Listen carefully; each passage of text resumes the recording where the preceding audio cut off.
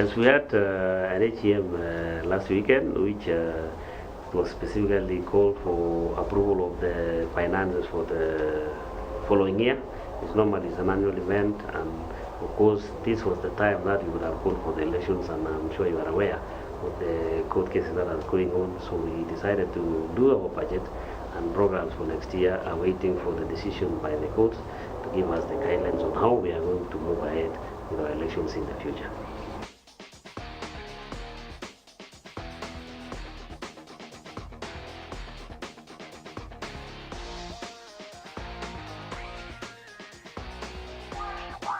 The next mention of the court case for AK and also the members of people who took Atlas Kenya to court will be on the 19th of July.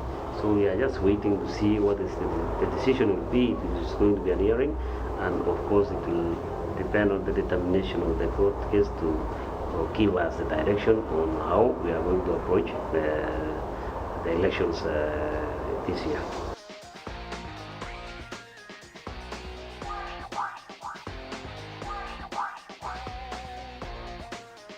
The first criteria is that you have to be a member of Athletics Kenya. You have to have registered to be a member, pay a 500 shillings fee, and of course there are other rules also that regulate membership. And one of those is that you must have not been convicted in any court of law and jail. You must have not been bankrupt, and other raft of measures that regulates the federation. Otherwise, it is free for everybody to be a member. It is it's not only the athletes that have to be members, it is also members of the public that can join the federation and run for positions that will be electable. So it is up to every member who wants to join, every Kenyan who wants to join the federation. But of course, you must have the interest of athletics to be there.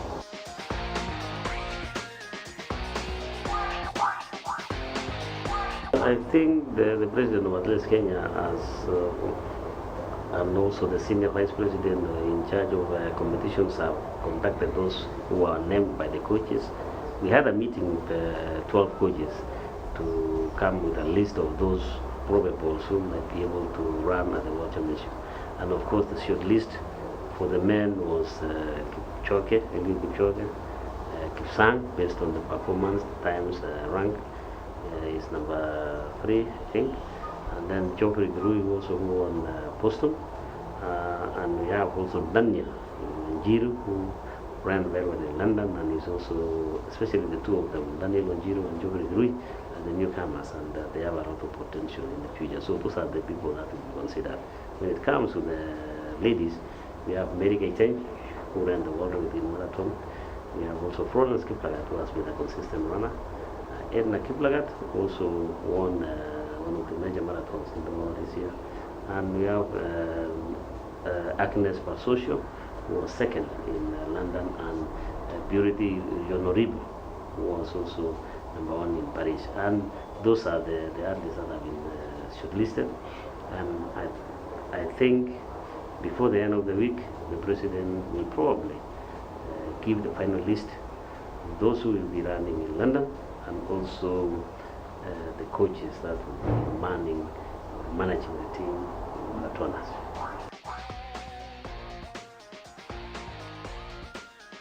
What is happening now, you are aware that there's a body called Anti-Doping Agents of Kenya that was legislated a few years back. They are the ones who are responsible for managing the issue of doping, and also we have WADA and other bodies from IAAF that are actually scrutinized for what is going on in this country. When it comes to Athletics Kenya, I think the role of Athletics Kenya is to ensure that you actually teach these athletes on how they can handle the substances that are not supposed to be consumed or used for training.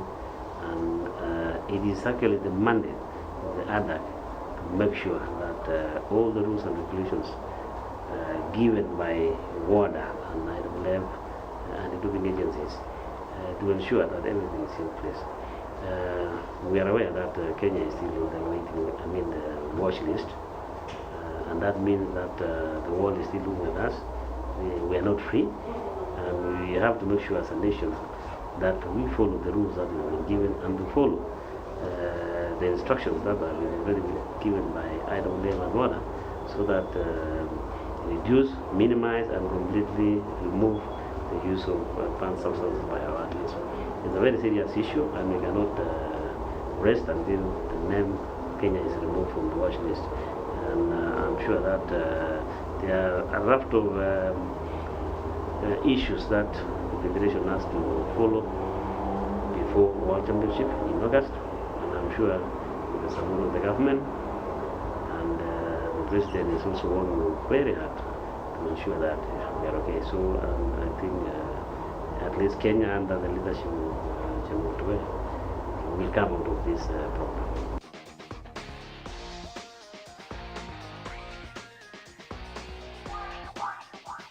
You cannot rule that out also. There's also a possibility. There are people also who are not happy with the performance we have been having. And of course, when you see even the young athletes who went to Dar es Salaam the other day, they are doing so well and they are young and nobody can suspect them of using any doping. And they run, they do the best and they win almost everything, beating the other countries.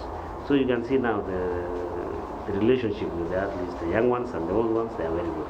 But of course, there are also bad apples in our group that they also want to do well and to make money by using their own ways of achieving that. And as far as people thinking that they're jealous about us, yes, it could be, but then we cannot go that direction, because at the end of the day, we want to make sure that we are not using substances. And anybody can be jealous, whatever they can be, whatever. But then, of course, an athlete testing positive, we can't use that as an excuse. So we have to make sure that we are clean ourselves.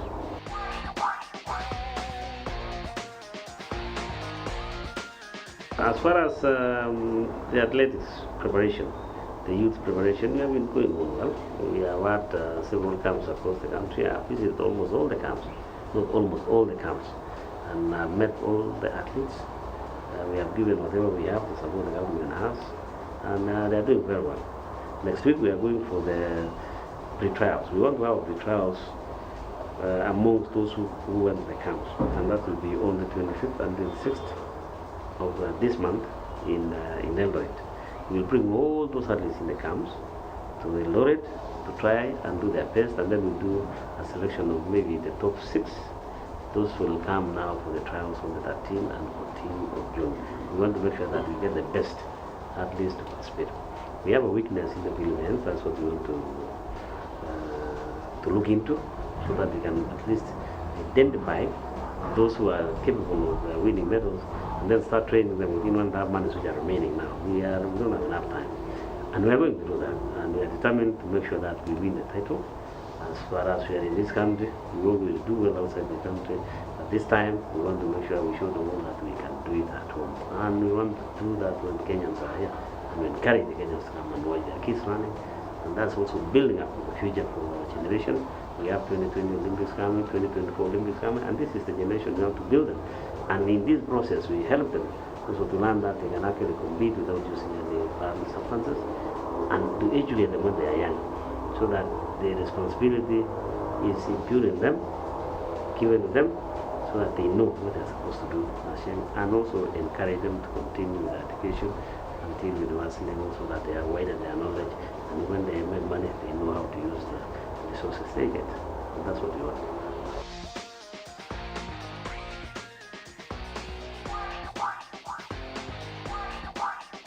My future aspiration is to develop a team that is very strong for 2020-2024 Olympics. This is what we want. Anything else is by the way. And we are very comfortable with what you're doing. I enjoy being working with the athletes. I was an athlete myself. I want to participate in that. I want to be with them. I want to see them growing. It also gives us the happiness to see that they have succeeded. Other issues of politics or power, those ones will come at a time when it is necessary, and of course somebody will decide what you want to be. But it is not you to decide what you want to be. It's also you get ideas from the colleagues who have seen me working and saying, yes, maybe you can try this. If it's not possible, I would like to continue doing what I've been doing as before.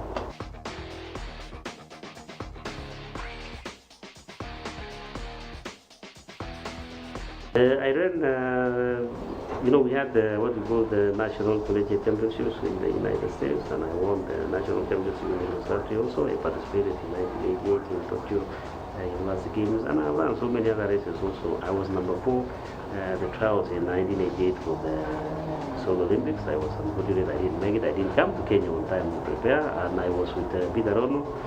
Before the trials, I ran with him in August in Sweden, and I beat Peter Rono, and he came. He told me that, you know, he comes to Nairobi, and he's going to beat me when he comes back. And he made the team. I didn't make it.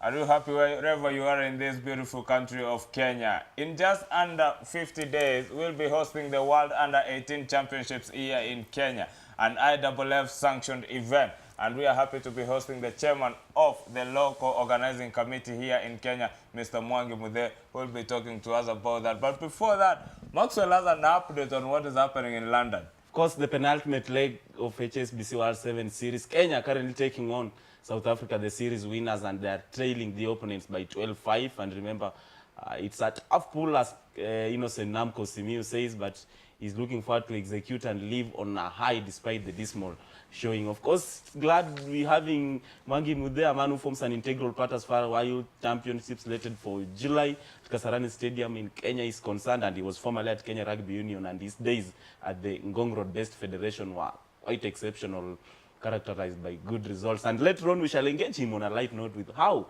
the Kenya National Sevens team has been performing and the way forward. Good to have you, sir, and glad to have you on board. Asante sana. How is the progress so far with regards to World Under-18 Championships? Wow. He's smiling. Which means things are good. I would like to tell Kenyans that they need to smile, because a lot of work has been put in Kasarani, the venue of the event, the warm-up areas also around Kasarani, the Kenyatta University, where we are going to have the village for the athletes. So much has been done, and I can assure Kenyans we are going to have a very, very good championship. Good championship expected to be, despite one or two countries having pulled out, but of course a lot of nations have confirmed participations. Several athletes will be looking forward to take part. What should Kenyans look forward to? A great tourney? The last time Kenyan hosted a championship of such caliber was in 2007 in Mombasa at the coast during World Cross Country Championship. What do you make of the expectations from Kenyans ahead of the showpiece? You know, as Kenyans, we should be very proud of ourselves. We are hosting a World Cup, a World Championship. Yes. So far, we have more than 120 countries confirmed to come to Nairobi. And when you're talking about that kind of number, you can imagine the kind of participation that is coming from across the globe. So whoever is not coming, that's his loss, and we should not concentrate on who is not coming. Let's concentrate on who is coming. We make sure we host a world-class championship, so that going forward we can have an opportunity to host even bigger competitions. Yes. And there's no better way of stamping our authority and stamping our claim as an athlete nation. But now we have a golden opportunity to stamp our authority also as a world-class host. Yeah. And you know, when you're talking about Kenya participating in the world of athletics or the world of sports, whether you're talking about athletics, whether you're talking about rugby, whether you're talking about cricket, you know, Kenya has been hosted wonderfully out there. And we rarely host major competitions in Kenya. And it's the high time we pay back to the world. And this is a golden opportunity to do that. Yeah. And considering this is the last World Under-18 Championship that is going to happen, and Kenya is the lucky country to be hosting the last event of the Under-18 before we go to the regional competitions and the continental competitions. Give us a snippet of the operational logistics we can be expecting, because with the last-minute rush, Kenya, as any other country, we might have over 150 countries in July here. You know very well, if you don't plan, you're planning to fail. Yes. And I said earlier that a lot of work has been put in. Don't expect miracles. You know, what you put in is what you get. When you plan diligently, you expect an easier time when you are executing whatever you are talking about. And the LOC, the steering committee, the arms of the government, the Minister of Sports, we have participation coming from the Office of the President, Treasury, Minister of Infrastructure. If you go to Kasarani today, we have brand new roads coming up. And when you talk about Minister of Energy, KPLC, the whole place will be very, very well lighted. And I'm also talking about Kenya University. And when you're talking about the youth, Minister of Youth, the gender, NYS, they are sending in 1,500 young personnel, strong, to come and support the event in crowd control and also partial security inside the championship venues and village. So we have a concerted effort from the interministerial participation. It's a whole hive of activities, and I'm excited because I can see everything unfolding, and that's why I have no doubt in my mind, from what has been done, we are going to have a world-class championship.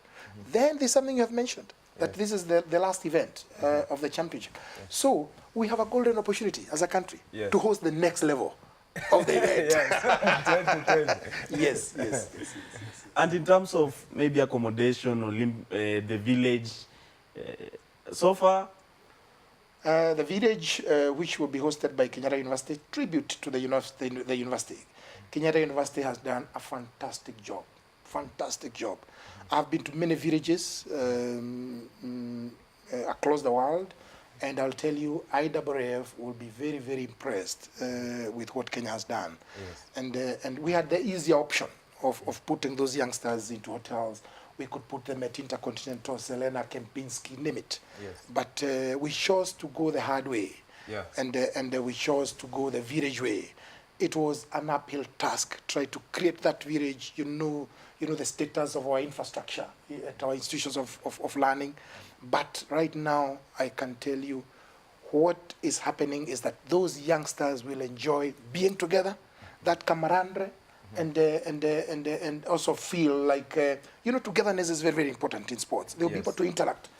They'll be able to interact, and that way they'll be able to achieve what they want to achieve as countries that have come together.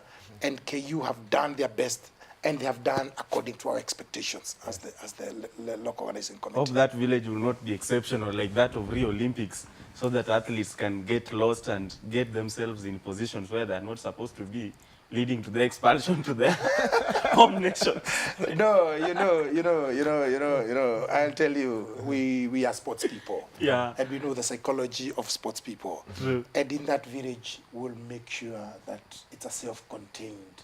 We know what youngsters like. And one of our partners, technology partners, is Safaricom. And we'll make sure that everything that they require, it will be inside there. And also, if they want to have a jig, youngsters will have, and they enjoy to dance, we will provide all those services there. Don't worry, the village will be a home. A home away from home for those athletes. Earlier, before we came on set, we were discussing about the corporates who are coming in. I understand that they are not bringing financial value. How is that contract structured? What kind of value are they bringing into the competition? The strategy we have with the corporate participation is that some of the services that we require, we are talking about hosting a world-class event. And a world-class event requires world-class standards. And some of those standards, when you go to the marketplace to procure them, they are very, very expensive. Yet we want to use them. So those corporates that provide those services, we partner with them. If you are talking about Coca-Cola, Coca-Cola are coming in as a partner. We need water, a lot of water. We need a lot of juices. We need a lot of drinks, soft drinks, and all that. So When Kokora comes in as a partner, we share, they come partial commercial, partial sponsorship. The part of the commercial we pay. The partial of sponsorship, we give them value back in visibility and all that. Okay. The event will just be taking place a month before the general election slated for August, and CS Internal Security, Honorable Kaiseri alongside CS Sports, Hassan Wario, have been an integral part as far as the security measures are concerned, trying to say how structures have been put in place to ensure that safety is guaranteed. Details about the same? I think, and I feel, and I believe that this event coming just before the elections of Kenya, it's a blessing. Yes. It's a blessing in disguise, because you know there's nothing that brings Kenyans closer to each other better than sports. Yes. You know, it's in sports when we are supporting our stars, our superstars, that we realized we are actually one people. And come July, when the campaigns are hot, the praise, the safe haven for anyone who want to steam off or who want to feel that he's the patriotic Kenyan, it will be Kasarani. Yes. So the noise we are going to be making at Kasarani will be alternative noise, and it will be countering the other noises that we make once every 5 years. But I'm telling you, the timing is perfect, and the support that we are getting for the championship is across the political divides. Everybody is supporting us, and I feel Kenyans should be given an opportunity to support this championship without any political affiliation. But as we do that, we must also pay tribute to what the government has done to make this championship world-class. Yeah. And talking about the government commitment, a few months ago, the First Lady Margaret Kenyatta presided over the launch of the website, which is quite active. Maybe what's the government commitment towards the event, probably in terms of money they have pumped into the event to ensure its success? You know, I can tell you a story. If you allow me, you know, I'm a storyteller. Yeah, true. Yes. I'm used to you. One day, two ladies appeared at Kasarani. It's when we were struggling with organizing the preparations, and money had not started flowing. And two ladies appeared there, and they were wearing sports shoes, and they were wearing tracksuits. And they were talking to the contractors. And finally they ended up at Kenya University. And when they got there, they found me there with the Vice Chancellor of Kenya University, Professor Wainaina. We were trying to splash our heads on how to hasten the work that was going on at Kenya University. And when they appeared there, it was the First Lady and her Chief of Staff. Only two of them. Yes. And I can tell you, we have got a fantastic patron, who is the First Lady. Yes. From the day she appeared at Kasarani, from the day she appeared at Kenya University, Yes. from then, everything just became easy for us as an LOC. Yes. Many doors opened. And that is from when we started seeing the interministerial participation. Yes. And I'll tell you, the partnership that we have created with the government departments, and the partnership we have created with the participation of the wider government. Yes. In sports, it's unprecedented. I've never seen it before. Yeah. And that kind of mobilization is something that can make Kenya even host an Olympic Games. We will be hoping to be hosting the Olympic Games, but before we get you on something else, I'd like to ask you about the test run that everybody is expecting and all that. Is it likely to be happening soon, or we can do it somewhere else? The test run is a bit dicey there, because the tartan track model is on site, and they have been on site for the last 3 weeks. Yes. Because Mondo is one that is going to install the competition track and the warm-up track at Kasarani, and another training track at Kenyatta University. The work that we had concentrated to doing earlier is the work that must be done early. When you're talking about the warm-up areas, when you're talking about the recreational areas, we were planting brand new services. Yes. And some of that work, you cannot do it overnight. There's one time we were going round and round with water bowsers and try to get water from every source. At one time we were thinking of getting fire brigade to just come and be shooting water for us at night to make sure that we keep getting the services that we want. Unfortunately, we were losing 50% of what we planned. Yes. But after some time, I think our players were hard and God opened the skies. And today, I can assure you, the whole of the services are looking lush and green and looking very beautiful. And I'm very, very happy with that. And we thank God for that. And some of that work, you cannot do it overnight. Yes. You cannot do it in 2 weeks and expect to get what you want, a championship service. Yes. But putting out a tartan track, even if you put that material there, and you tell the contractors, I want a competition here next week. They will mobilize 24/7 and it will be done. Yes. So we lost time. We lost time because some of the things that we should have been done much earlier, we only started doing them much later, because we had some few breaks on planning early in the championships. But now everything is on track. Lost time, we are gaining it, and I'm sure the championship dry line, it might not happen at Kasarani. Yes. But I'm not saying 100% it might not. It might happen. Yes. But if it doesn't happen, we can always do it somewhere else. But the championship, we are going to be ready for the championship. It is the soft-spoken man, MWANGI MUTHEE on the set, joining us on the touchline, Y254 Maxwel, Wasike and Robert Osoro, taking you through, keeping you posted with the latest in sports, both local and beyond. But during this segment, discussing about World the 18 Championships slated for Kasarani Stadium in July, he's quite optimistic and confident of a successful tourney. And before we engage him a little bit on rugby, of course, having been the chairman of Kenya Rugby Union, you've insisted that when this event happens and turns out to be successful, it will be an avenue of Kenya hosting more international showpieces. Why do you think so? I would like to let you know that sports is the same. Whether you're talking about athletics, whether you're talking about rugby, whether you're talking about football, whether you're talking about cricket, sports is sports. And during the championship, we are going to invite all the federations in Kenya. They will be our guests, so that they can also celebrate sports with us, because we are all together. We dream together, we sweat together, and every sport in Kenya dream of hosting a world championship.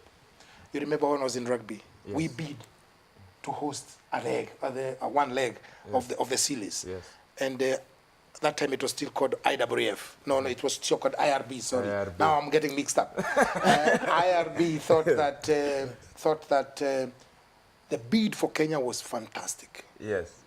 But of course, you know what happened after Westgate, and it removed quite some sheen out of our bid. Yes. And we lost out to Paris, where the boys were last week, and to Singapore, where they were, where we won last year. Yes. And what I'm trying to say here is that whether you are hosting a football championship, athletics championships, the organizations are the same. And this event is an eye-opener for everybody. And it should not just be a celebration of athletics. Everybody who is sport in Kenya must have a cake, a piece of that cake of hosting this championship, because we are all together and we are celebrating Kenya sports.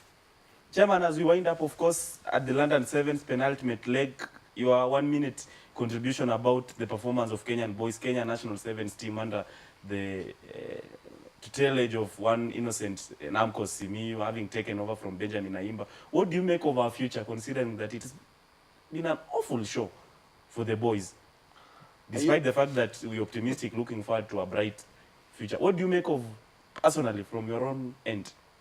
Are you sure you want me to comment about it? Yeah. 100%. Now, I would like to say Kenya Rugby has a lot of work to do. A lot of work to do. And I repeat, Kenya Rugby has a lot of work to do. I have a lot of respect for NAMCOS. as a player and his potential as a coach. But what have we invested in him? What services have we put at his disposal to perform at the highest level? The rugby those boys are playing, like where they are in London, if you ask them what they have gone through up to where they are today, end of the season, if they tell you their inside story, it's actually pain. It's a journey of pain. And we need to invest in those boys. Let's not hope. Let's not just sit and hope for the best. We must put in a lot of work. Professionalism must come back. The structures you saw Mike Friday putting in that team, and then suddenly the team shoots to number 5 in the world. We should not bury our heads in the sand. That work must be done. We frustrated Mike Friday. Now we have an opportunity to bring another coach or to develop Namcos to become a world-class coach, because he has the potential. But we should not just sit back and hope that things will fall on us on a silver platter. It is work that we'll have to do. Thanks a lot, Chairman, for coming here exclusively for the Touchline. We really appreciate you giving us an update of the Under-18 Youth Championship that are coming to Kenya. The start of that event will be 12th of July, just under 55 days, and we'll be happy to be hosting that championship. Currently, Kenya has lost to South Africa 12-10 in the London Sevens, the last stage of the London Seven. As we told you, next week, it will be a special edition of sports football from all over the world in leagues that have been coming to a conclusion. La Liga, the English Premier League, the Bundesliga, the Serie A. Just be here and you'll be enjoying all that. Of course, it's been the Touchline on Y254 Maxwel, Wasike and Robert Osoro. We are keeping you posted with the latest in sports, both local and beyond. Thanks for keeping tuned. Continue enjoying our rest of our programs and have a fantastic afternoon. It's the Touchline on Y254.